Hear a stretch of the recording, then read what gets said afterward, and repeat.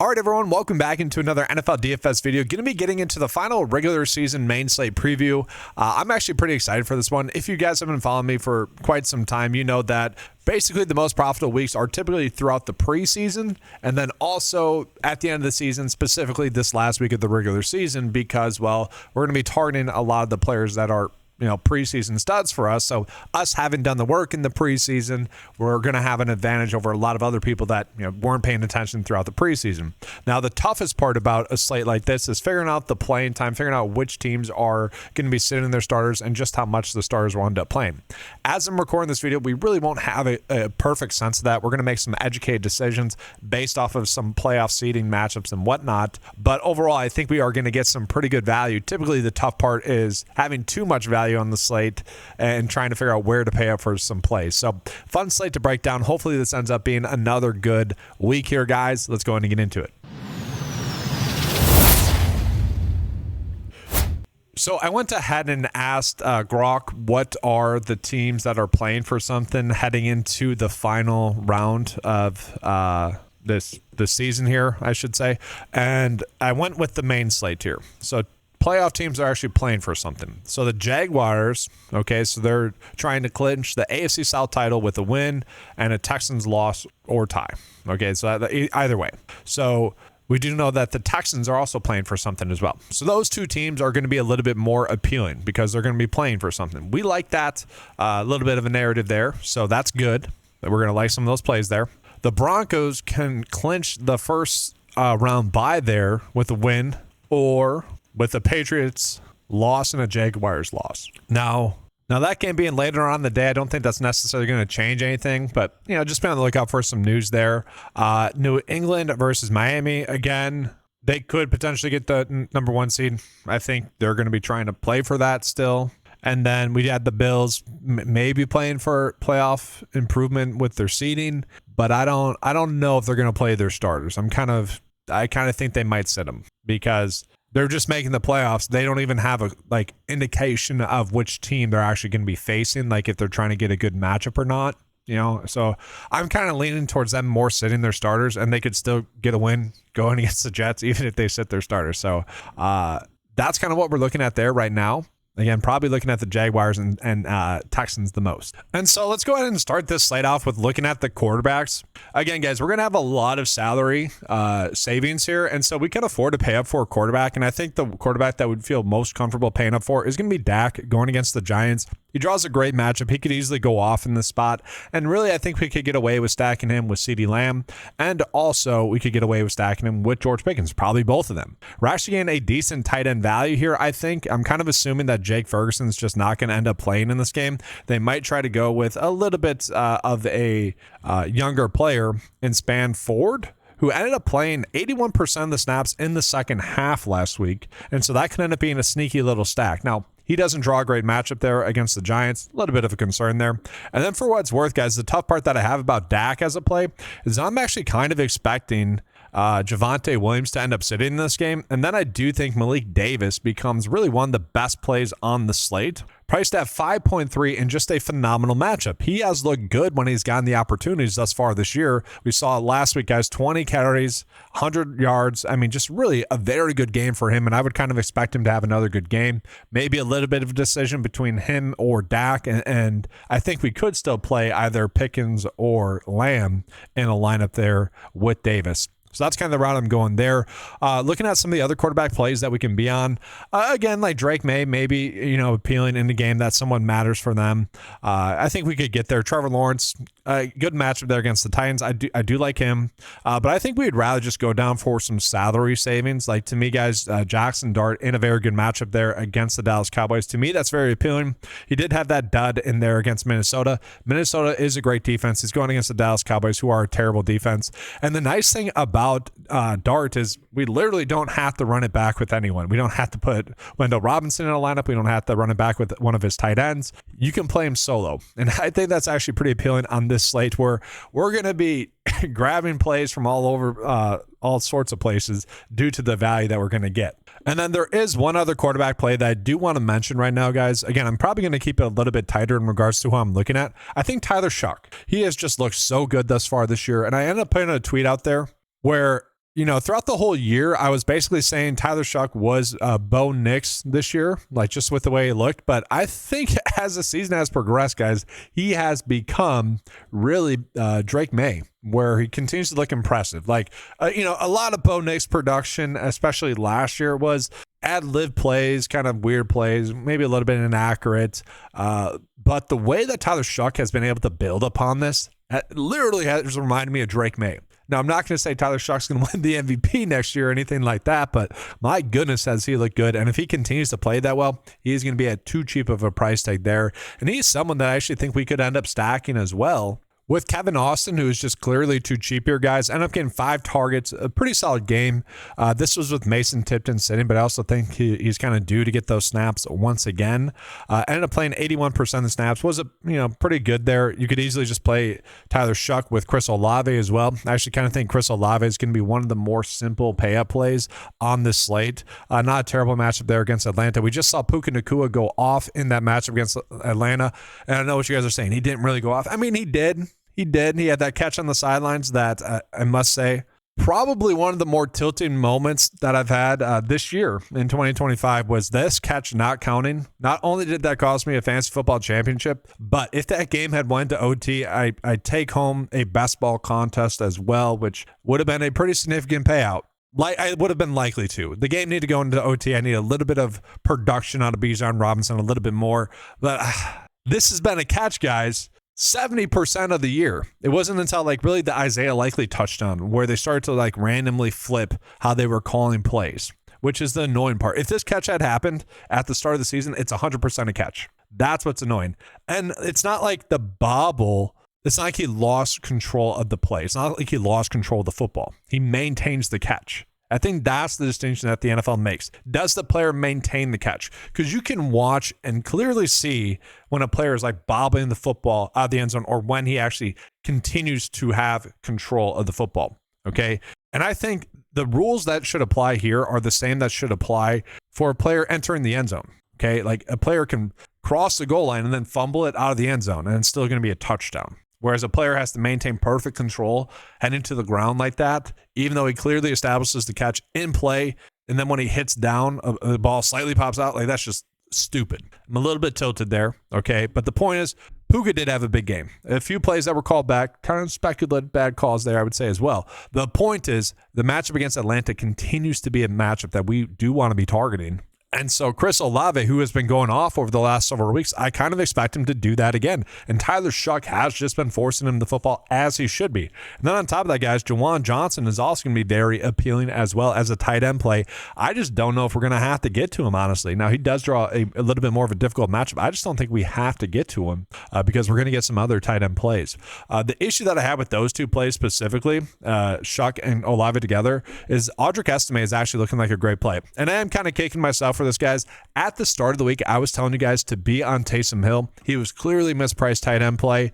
And then as the news came, we kind of figured out that the reason why he got a lot of work was kind of just narrative reasons. They wanted to get him to 1,000 rush, pass, and receiving yards. And also it's his last game in the Superdome. So they wanted to do that for him, which good for him. But then last week, we ended up seeing Audric Estime play a lot of snaps. And that's where I'm mad at myself for, is not taking that, being on the Taysom Hill play, okay, at the start of the week, that's the correct choice, I think. And then as the week progressed, okay, we kind of figured out what happened there.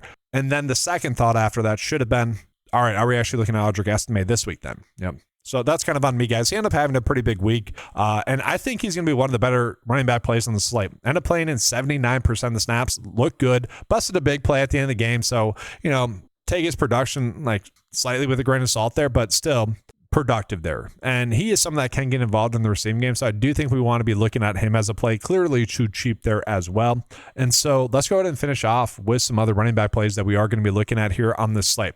So the tough part about right now is figuring out which running backs are actually even going to play or play a lot. I think we can look at Bijan Robinson. He's going to be the clear pay-up play that we want to get to. Jahmyr Gibbs, their season's over, but he'll probably get He'll probably get a decent amount of work here, guys, I would imagine. So I'd be fine with him. If the Bills are trying to play, James Cook's appealing. If they're not, I don't think we have to mess with him. I don't want to pay up for Etienne or Harvey really on the slate. I do think there's a lot of potential for the Rams to sit their running backs, okay? Because the Rams are pretty much locked into their playoff spot right now. With Blake Corum also being banged up, I actually think Ronnie Rivers in this matchup could end up being a phenomenal play for us. We do know that the Rams tend to sit a lot of players in the preseason. They don't play any of their significant players at all. And so I'm kind of expecting that to happen again. And although Rivers is someone that does participate in special teams, I think he'd be the one we'd want to get to. And so I'm kind of banking on that. Now, it could be Hunter. Don't get me wrong. If the starters sit, that means Kyron's out. That means Corum's out. That obviously means Devontae Adams out. That means Puka Nakua's out. And then we got to figure out which receivers to be on. I think it would be Whittington that we'd want to get to the most for them, and he's the min price. He'd be in for a stud play. And then tight end wise, I actually think it'd be Ferguson, who I've told you guys now over the last 2 games to be on Ferguson, and he scored a touchdown for us, which is pretty nice. Banked on that, honestly, in prop betting as well, which is pretty nice to hit a touchdown for him twice now. And he had a good game. Hopefully you guys played him in the showdown slates as well. But I think he's going to play regardless. And so he's going to be pretty darn appealing as well. And so we have a ton of value here. Now, again, guys, maybe Ronnie Rivers does not end up playing that much. Maybe they do end up playing their starters. Maybe Blake Corum's active. We'll see. But as it sits right now, I think this is a good choice. And then in that same game, I don't want to get too crazy with it, but I did kind of mention how I wouldn't be surprised to see Amari DiMercato start to get more work. And we did see that last week, guys. Not productive, though. He did end up playing 52% of the snaps. They're just passing the football so much there in Arizona to the point where in this matchup, if the Rams are going to sit their starters, I think we kind of want to be loading up on Michael Wilson. He'd be so appealing, guys, as he has been really this whole year, especially this back half of the season with Jacoby Brissett. He'd be a pay up that I think we would want to get to. And then because we're going to have a lot of salary left over, I think we should just be playing Trey McBride. Now, he has kind of hit his incentives with that reception, with the 10 receptions there. And so maybe he doesn't get as much work as we're expecting. Maybe they do get Higgins, which was another bad call for me last week, guys. I was pretty in on Elijah Higgins, and he didn't do anything. Although he did play 61% of the snaps. That is what's frustrating. It was a good matchup. 61% of the snaps, nailed that. He only had 1 target for 11 yards. So that was frustrating, especially with how they were playing in that game where they could have just sat Trey McBride and Michael Wilson when they're getting blown out, and then Higgins could have hit. So that was tilting. I would expect him to still play.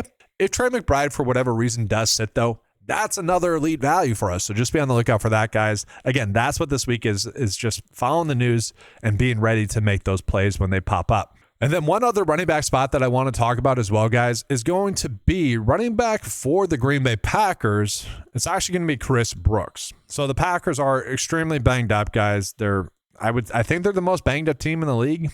As a Packers fan, it certainly feels that way, especially in regards to significant players being out. So I think they're going to rest. I do. I think they have to. I do. So Josh Jacobs, who played 27% of snaps, cost me a third place matchup in another league because I started him. That was tilting. Got 0.3 points. So I don't think they're going to play him. And so Emmanuel Wilson also did not get that much work. If they're sitting their starters, I think that would include Wilson a little bit. Maybe he plays somewhat. Wilson could play in the first half, and then splitting time with Brooks. But I think Brooks would end up playing the most. He played in 45% of the snaps last week, which was the most. He is the pass-catching running back as well. So that'd be appealing. And then for what it's worth, guys, we're not playing him. But Clayton Tune, I do think if the Packers sit their starters, they're going to sit Willis, and they're going to sit Love. And so that becomes interesting. Although they might try to play Jordan Love, just he needs to get some game time, being a little bit banged up at the same time. It is the Minnesota Vikings defense. The Vikings defense is good. Probably the best defense that's not making the playoffs. And honestly, I'm like, no, don't get bad vibes going into the playoffs. Just sit him. You don't want him to have a bad performance against the Vikings defense is my point. You could get a matchup going against the Niners defense, the Bears defense. That's pretty darn appealing to me, so don't mess up any vibes there. So again, that's why I kind of think Tune would end up being the starting quarterback. And that's where Brooks would end up being a little bit of an interesting running back play as well. And so from there, guys, let's jump on into some receiver values. So Isaac Tesla is actually someone that I think is going to be appealing here. So he did end up playing in 71% of the routes. And then you also have ASB currently listed as day to day. So if St. Brown ends up sitting, I think Tesla is just one of the better plays on the slate. Even if ASB ends up playing, I think Tesla playing in 71% of the snaps is extremely appealing at 3.7. The issue is, I think we already have other receiver plays that we could be looking at. Kind of an interesting spot here is going to be with the Patriots receivers. Again, they are kind of playing for something. Kyle Williams ended up playing a significant amount of snaps. That was great for him. You have Diggs in a pretty good spot as well, guys, going against Miami. Again, if they're playing for something, Diggs is going to be very much appealing here. The question is, how much would he play with obviously Booty being out and Matt Collins being out? We'll see if Booty ends up being back. He was only out with a concussion. I would kind of expect him to be back in this game. But if he sits, then Diggs is just clearly a great play. Worth calling out, guys. Diggs only played in 48% of the snaps, but in the first half, when the game was, I don't want to say close, but, he didn't have to play in the second half because there was a blow up. He played in 65% of the snaps and had a 74% route share. So he is kind of looking like a great pay up for us as well. If we do that, obviously, with this lineup right now, we'd have to really punt to DST, and DST is going to be a whole other thing that we have to figure out as the week progresses as well. And maybe, guys, if I was really hoping to play Afton Chisholm. Okay, he was our preseason stud. It was pretty awesome to see him score a touchdown. Playing 63% of the snaps, had 90% of the snaps at halftime or after halftime. I was hoping he'd be a fun play here. I don't think we're going to get to him. And then another pretty cheap receiver play that I do like, just talent-wise, guys. DK continues to produce, continues to look good. If he continues this every other game touchdown streak, we're looking at a great game for him here as well. Kind of a weird thing that's been going on with him this year. But it continues to be impressive. Cam Ward continues to look better and better each and every game. They have a chance to play spoilers against the Jaguars. I do think that's going to get them excited to play well as well. It's not a terrible matchup for the receivers as well, going against the Jacksonville Jaguars. And then I will say, in this matchup with the Titans, Parker Washington, who, as you guys know, if you guys have been following the channel, this channel or the other 9 to 5 Sports YouTube channel, I've been hyping up Parker Washington a bunch this year to the point where before they're trading for Jacoby Myers, I was like, he is clearly their best receiver. I'm sorry for everyone that thought it was Brian Thomas Jr. It's not. I'm sorry, Travis Hunter. It's not you. It's Parker Washington. And then the trade for Jacoby Myers happened. I'm like, well, maybe it's Jacoby Myers now. I think we're back to saying Parker Washington is clearly the best receiver here for the Jaguars. He just looks so smooth catching the football and just running his routes. And he continues to look better and better each game. So I think he is a viable option for us here as well. And so kind of for this first look build here, we could punt down to Jets DST. If they end up going against the Buffalo Bills, who choose to sit their starters, that's not a terrible spot. And worth calling out, guys, if they do end up sitting their starters, I do wonder if that would mean Ray Davis in for a phenomenal matchup. That's something that we need to get news on for the Bills, because it could end up being Ty Johnson and Ray Davis, maybe just Ray Davis. That is something we'll need to get news on. It is a phenomenal matchup, though, so pay attention to that. But if we're going to look to maybe adjust this lineup, we could get down from Chris Olave, we could get down from Michael Wilson or Diggs. Assuming Booty plays, maybe it's going to end up being Diggs that we want to get down from. And then from there, we have 4.1 left over on average. But I think we would just go with someone like Parker Washington, plug him in there, and then we have 3.2 left over. If the Packers end up sitting their starters against the Vikings, and that would include Malik Willis sitting, Vikings DST would look so appealing, guys. Okay. Clayton Tune, felt bad for him last game. Okay. Comes into the game, throws a fine pass where the Bo Melton just drops it and it gets picked off. That's unfortunate, but that's kind of a momentum thing. He could end up just having another bad game then as a result. But guys, that is going to do it for this video. Well, actually, I am doing this video a little bit later than I typically would. So let's actually just run a lineup here, see what it can spit out to us as some of the top builds here. The data will be updating though, guys. So this is not an end all be all by any means. Okay. It's early on in the week. It is still trying to get to a decent amount of 2 tight end sets, which is kind of interesting. Trevor Lawrence as the quarterback with, who to go with? Parker Washington stacked there. I'm fine with that. Chase Brown. Yeah, it makes sense to continue to ride the hot hand. I don't like Genty. The data has kind of said, oh, Genty's the play. And I'm just like, I don't. Geno Smith's just playing so bad. And Brock Bowers is out. I don't think that helps Genty. So that's kind of weird. who's the simple pivot off of Genty? I mean, I think there's plenty. Again, like those backups I'm telling you guys to play, they're not going to be in the projections just yet. But as the week progresses, they'll be good. But that really calls out why those are edges, guys. Okay, because the data isn't going to naturally be able to like adjust for that. Okay, Vegas isn't going to give proper lines for them. Okay, that's just not something that they do. And so that's where the big edge is. If you can plug in those projections that the computer can pick up, like Davis, like Estime, maybe like Ronnie Rivers, maybe like Chris Brooks, that can be huge. Okay, and that's typically why the last week of the season is one of the better weeks of the season each and every year.